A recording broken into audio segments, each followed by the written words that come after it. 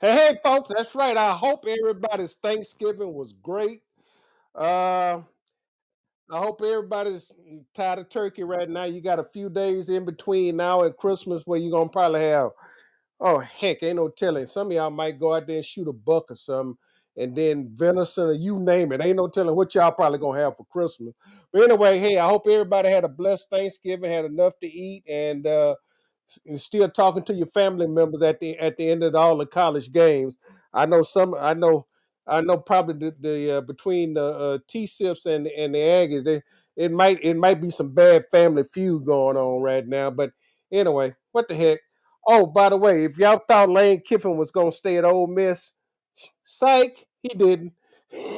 But we'll talk about that. In the meantime, the Houston Texans.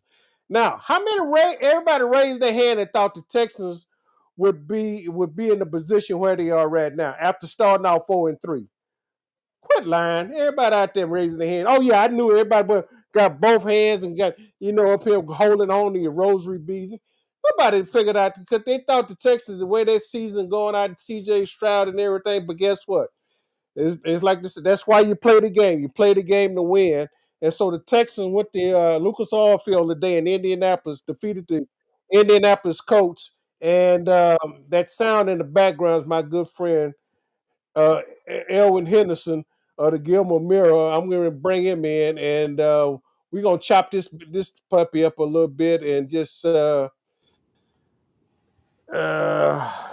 let's see. Yep, there he is. Yeah, up here profiling. Hey man, how was your Thanksgiving? Hey, it couldn't have been any better. I turned 70 last Sunday and saw the Cowboys beat the Eagles at Jerry World in the press box. And then on Thursday, they did the same thing for me by beating Patrick Mahomes and the Chiefs. And then, of course, the Eagles got beat Friday afternoon. And hook 'em horns, my Longhorns came through and beat them Aggies Friday night. So my day couldn't have been better, and especially again today with the Texans winning against the Colts. I had a trifecta. No, I had a quadfecta, I guess. It's been a great 7 days for me. Hey, well, congratulations as always. God please, God blessing on the birthday. It's always good to still have Thanks. birthdays, man. Yeah, And so and that's a good thing. And a special God's blessing because I know what you've been dealing with, man. And yeah, and the thing about it. So that's always a blessing. Uh, at the beginning of the year, and you and I talked about this. You've been off and on. You've covered the Texans, you covered the Cowboys. I think 30 plus years and covering the NFL. And I would just, I was kidding with some of the folks that talking about raise their hand that they felt like the Texans would be in this position. Because none of us knew because we felt no, like the Texans was going to start this season off. And obviously I was disappointed with the first game way against the Rams, but it took a little time for them to get their footing. They dug themselves a good hole, and now they at a point right now. They can't afford to lose. I mean, no, a loss right now, and now it makes it pivotal because they got themselves back uprighted in the division. I mean, in their conference in the AFC South, so they got themselves competitive in that. They've also gotten themselves in a better position in the AFC South. And as it stands, the way things if things work out, they'll probably be one of the four division winners. They'll probably be the one of the division winners going to play the play on the wild card weekend. They'll be the one of the division the seed that's going to have to play that weekend. But so be it. As long as they get them a home game and knowing what they have to do. However, they have to go in a week from the night. A week from the night, they have to take on Patrick Mahomes, the same Patrick Mahomes that you saw featured against the Cowboys Thanksgiving Day. mhm, And so guess what? The Chiefs whole season is riding now on that game coming up on a week from the night against the absolutely. Houston Texans. So now the Texans have come close with the Chiefs, but in Arrowhead but the thing about it, what last year the Chiefs were what 12-0 or 11. They had won like by 12 games by one score Yep. game or less. And this year that magic doesn't seem to be there. And so, No. you know, can the Texans go in the Arrowhead and win? Yes, they can. Will it be easy for them to go in the Arrowhead the night from the night and win? No, it's not going to be easy. It wasn't easy going into Lucas Oil Stadium today because I'll be quite candid with you. I did not think that with C J Stroud, I had some apprehensions about CJ coming back. How rusty would it be?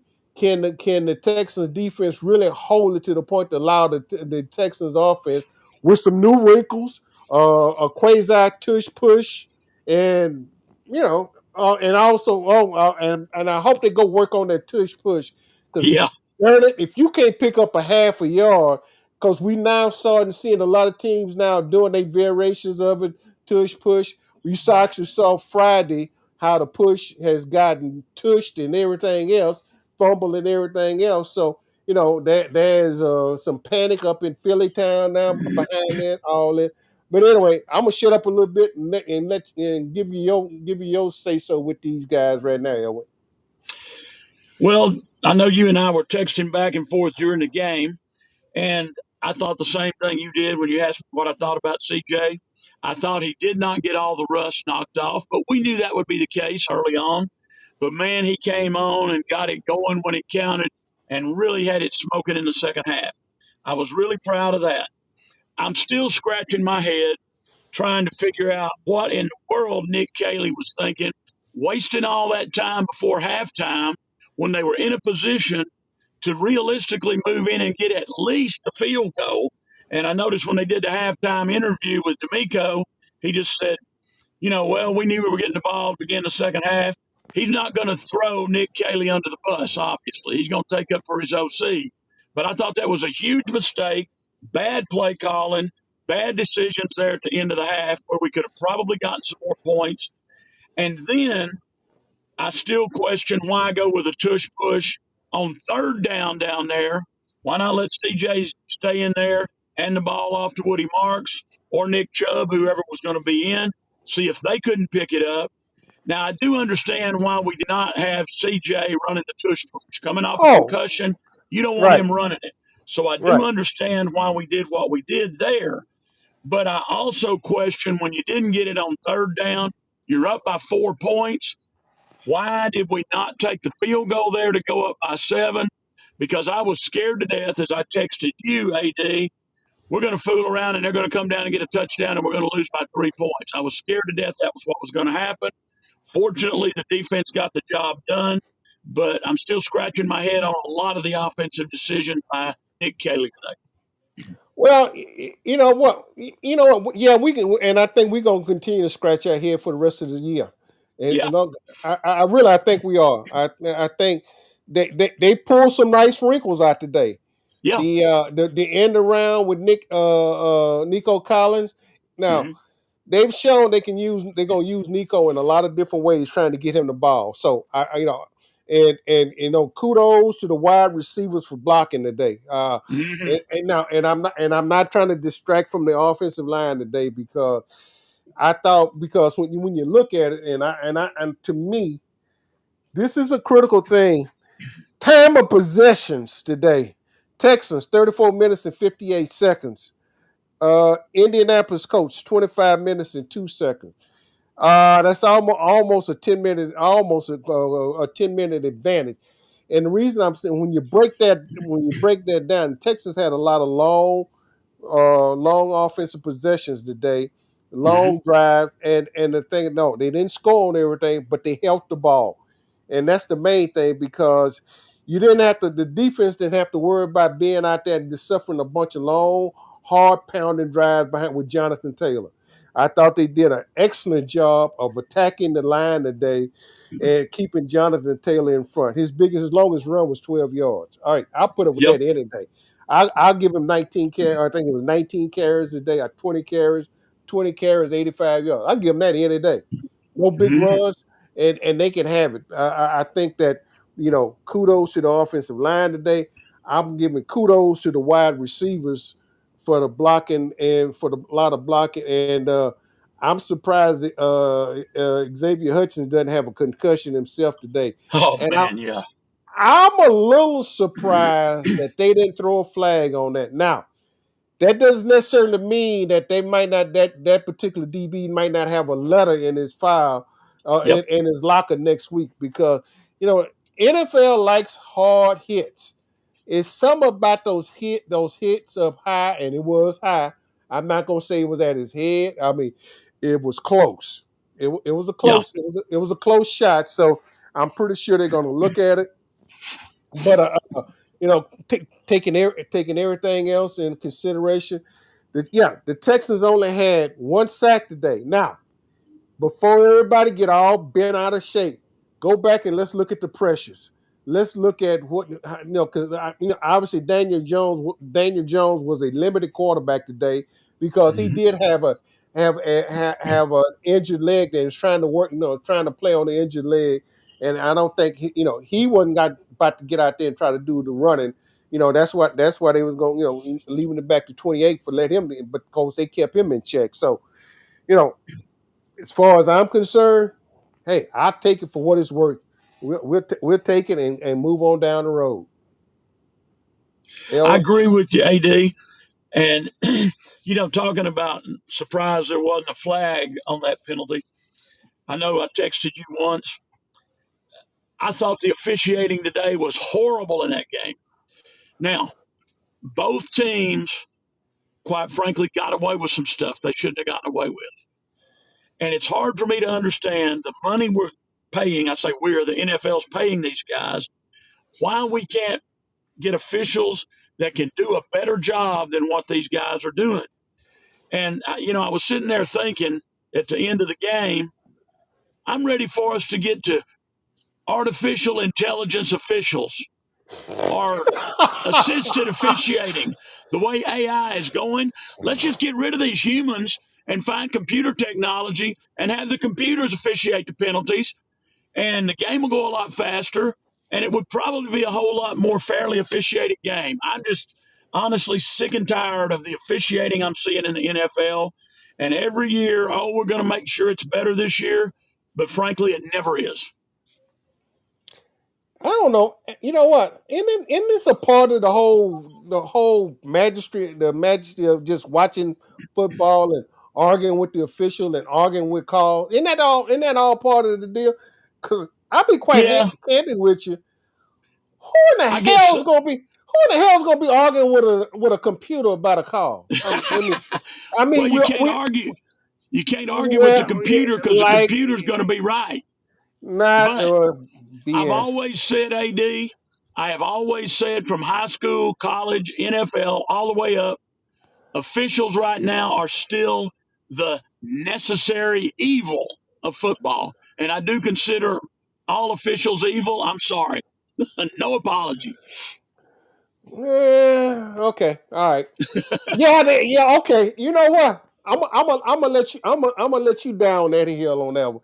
They are. I mean, it's questionable. Yeah, trust me. I sit up there and I sit there and if I'm and I obviously try to watch it from an objective standpoint. If I saw the Texans do something wrong, I'm going like, oh, there's a penalty right there, and that's when like they didn't call that, and I'm and Yeah. I'm going like. That's how I react because I mean, if there are obvious penalties whether they committed against the Texans or by the Texans, I'm looking for okay, in the same way with their opponent. I mean, if that's obvious. Just call it. But I Yeah. don't become a part of the show. That's the one thing, and whatever. So hey, we'll see eventually. Coming up, what do you think? Let me. All right, Mr. Big Tex. I'm gonna keep him up on a block a little better. For CJ was getting rid of the ball faster. He must have saw what Mills was doing. Yeah. Hey, apparently, no. I'll admit. I mean, no, CJ was a lot quicker on the release today. But and but I think what we might think is being quick on release it might be just different pass power play calls and with the route trees been changed. Has that ever occurred to somebody? Well, I'm going to say this, AD. I noticed that they mentioned on the CBS broadcast that they thought the same thing. He was getting rid of the ball faster, and I think part of that was self protection, very possibly. Man, I can't hold on to the ball. I'm just coming off a concussion. I can't afford to hold on it so long that I get another concussion. And I think more than anything else, and he did mention himself that he enjoyed watching Davis Mills and seeing things sitting on the bench while he was recovering from his concussion and basically learned things that he didn't realize before. So I think that may have been helping him release the ball quicker today as well. Yeah, I think CJ learned a whole lot. Just having the time away, and here's the effect of everything. Mills, listen, Mills had been a starter here. CJ replaced Davis Mills. Yep. Okay, we all know that. We're not saying it. That's not no breaking news. But I think the fact that Davis Mills has shown a degree of maturity. He has walked in, has taken a set of things that was given to him, and he's done some things with it. And I'm pretty sure CJ has gotten a chance to look at some of those similar plays and how the execution was going. Now, Mhm. we can talk about all the execution in the world. We can talk about route trees and everything else. I think the offensive line, and this different machinations and everything. Titus and played. Titus and done everything except go up in the stands and sell Shanna Bach beer or whatever, or sell Yeah, Crown Royal. And that's I think that's a compliment to Titus Howard. you But bet. Ariante, the young man, I continue to be amazed and watch this young man's his progress. Yeah, he got ate up a little bit today, but guess what? As this season progresses and his knowledge base goes, and every day he's going up against either Will or Daniil or Dylan Harden or some of the other end. All that's doing is helping this kid. Mhm. And you know what? That little baby face smile on that he has on his face right now. I'm about to start calling him the little smart, the big silent baby face assassin, because he I like the young man. I really do. I enjoy my conversations with him in the locker room and everything. But each week I'm watching his progression, and I am very pleased with what's happening with him. I'm pleased better now with what's going on with the I'm not seeing the leakage up between the guards that Titus to move back inside and on one side or the other. The changes that they've happened with the guards that you play, I think it's gotten a lot stronger. We're not Mhm. seeing that porous offensive line play we saw at the beginning of the year. So let's face it. Hey, hats off. Y'all got Indianapolis Colts today. I thought they could get them. We and I talked about that earlier this week. You asked me. Yep. I said, yeah, by all means, yeah, I think they could go in there. I think Mhm. I'm not saying the Colts are fool's goals, because let's face it, the record is what they say they are. It's what Bill Mhm. Parcells said. Your record is who you say you are. So now they got to go figure out some things and come back. And now the Texans can appreciate this game. They got a week from tomorrow to worry about playing. They don't have to play on Sunday, so they'll travel. They'll probably travel Sunday as opposed. No, no, AD. That They game not. is Sunday night. That's right. That's right. Forget it. You're right. Thank you. Forget it. You Thank you. bet. So yeah, I was thinking about Monday night again, but anyway, Yeah. but anyway, the NFL, hell, especially with the college season, coming down to a close. Coach, they got all their playoffs coming up. Yep. They'll be, the NFL will go back to playing almost during every day of the week. Oh You yeah. know, with one day's rest for the players and everything. That was a shot at the NFL with waiting, so I took it going away. Anyway, Erwin, hey, uh, closing points. I know you on the road doing some things and everything, and I told you I didn't want to hold you too long, but uh, closing points from you, and then I'm gonna turn you loose and let you for the weather is nice up there, man. It's the sun now, but it's still gloomy and gray down here, man, because all the front and everything just still moving We're through. overcast here, man. Oh yeah, But as far as my final thoughts, I'm gonna go on and switch to next Sunday now. The Texans with this win now are one game behind the Colts for the AFC South lead with 4 games left. Yes, the Texans have a really tough task in front of them playing at Arrowhead. You and I both have been up there for 2 Texans playoff games. We've seen what it's like. One time, the Texans jumped out to a 28 to nothing lead and still got beat in a playoff game up there at Arrowhead.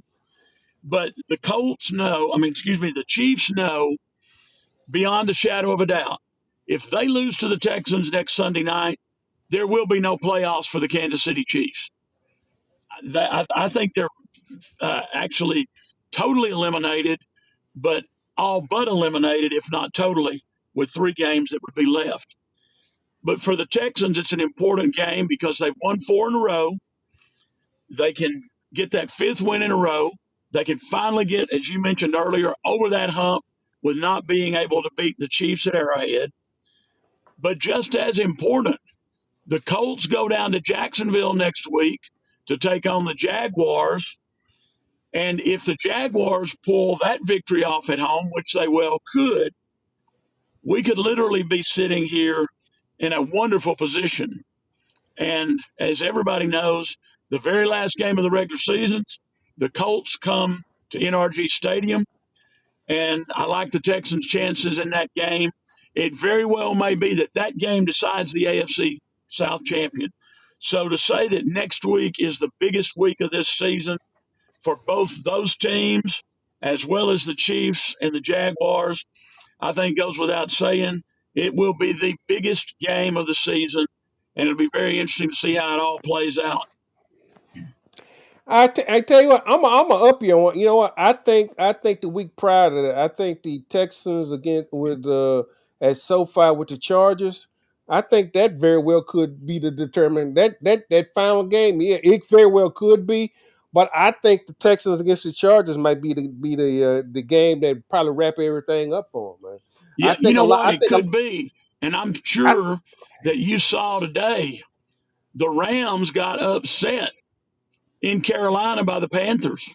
right, So right. this is one of those years that everything we all think we know based on how good we think teams are or how bad we think teams are has been totally turned upside down. You remember years ago, the commissioner said, "We want to see parity in the NFL." Well, Lord, you're not going to ever get any more parity than you got this year. This is the most parity we've ever had. And Lord, you got the Bears sitting there. You know, they're going to win their division almost certainly. So everything has just been turned upside down. The Texans with that rough start, they came back. The Cowboys with that rough start, they're coming back. It's just been a crazy year. But I really do believe the way things are going right now, the Texans are in an excellent position to be able to run the table and win the AFC South again. Well, I tell you what. This was behind us on the Kansas City Sunday night football. So I guess we'll hear what's his face Chris Collinsworth just go oogle all over Patrick Mahomes. I Yeah, mean, we probably ought to put a bib on him, man. By time, you know, you know, I'm yeah. sorry. The No, Collinsworth. that reminds me of one more thing, AD. What's that? As everybody knows, Cowboys coach Brian Schottenheimer's dad was Marty Schottenheimer, who coached the Kansas City Chiefs for very many years Absolutely. and very successfully. Well, somebody asked Brian in his post-game press conference after the game Thursday night about that and said, Brian, does it bother you beating the Chiefs with your dad having coached the Chiefs? And he laughed and he said, absolutely not. I coached the Dallas Cowboys. I went out there to beat Patrick Mahomes, and he said, he is a hell of a player. Everybody knows that.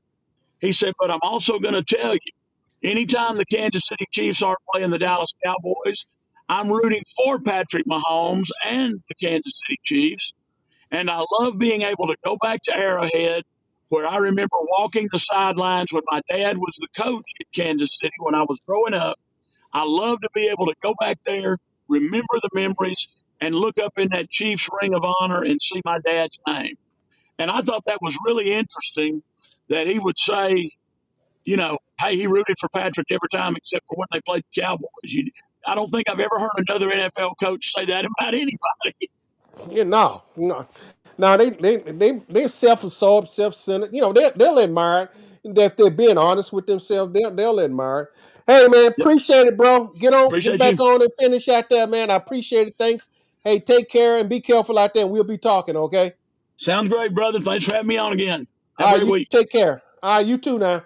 All right. All right, all right, folks. It's my man Elwin Henderson. The Gilmore Mirror. He's back out there. I'm gonna go and get him off the take in. No, I get him out of the. Now I leave him. Let me see. I'll leave him in there. He's going to get out, and I'm going to wrap it up anyway.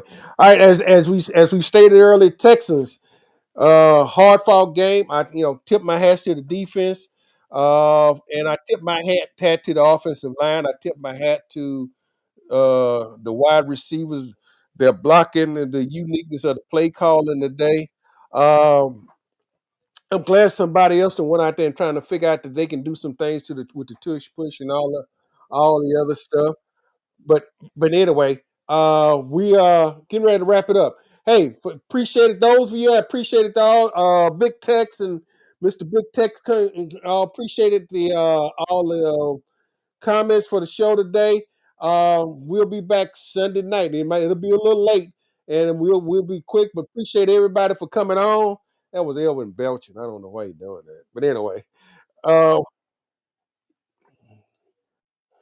I'm gonna I'm gonna cut his mic out and let him go home. But anyway, he's out, and as I stated, we can wrap it up. Ciao, peace. Hey, hope continued. They had a great Thanksgiving.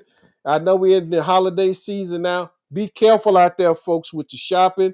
Be careful without getting caught with too much packing. Watch everything, all the scams and everything out there. Watch your little ones, watch your loved ones during this holiday season. There are people out here that want to relieve you of all your merchandise and everything. So be careful out there. And as we get ready to shut it down, so your man Adolphus A.D. Moore signing off from the corner. Appreciate you. And we are out and done. And we see you next Sunday night.